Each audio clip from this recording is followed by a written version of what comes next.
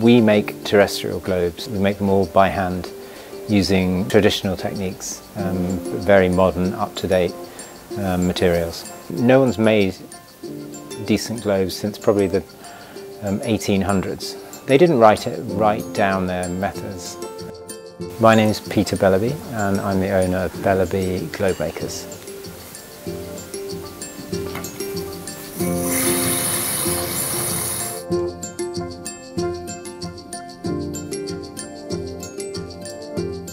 I was trying to find one for my father for his 80th birthday. I looked in all the shops and I found very bright coloured, garish globes, and I found very expensive, very fragile ones. So I thought I would just make one myself.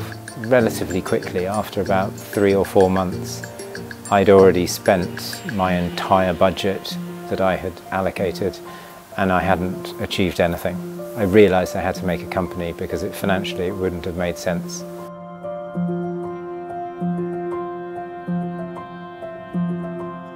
I originally bought the map off. I wasn't happy with it. It had lots of errors, lots of places that hadn't been updated.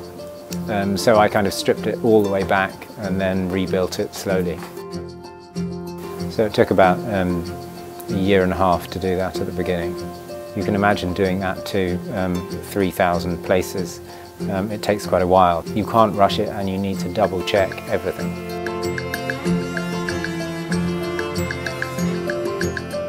So we'll do all that by computer work. Then we will print that, cut each segment of map into shape. They're called gauze.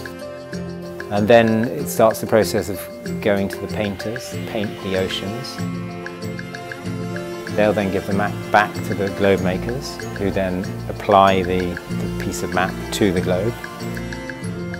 It then goes back to the painters, who then paint in all the detail, who then have to fill in very carefully, all the coastline detail.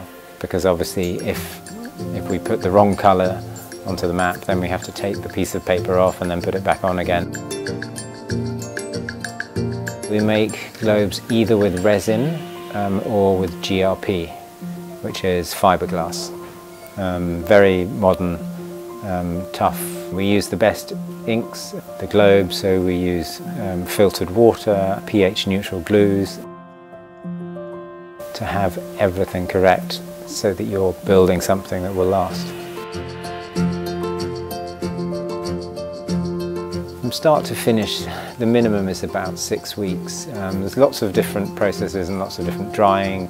It goes from that to the larger globes, which are up to 8–10 months. And often that might just be because there's a lot of edits and additions onto the globe.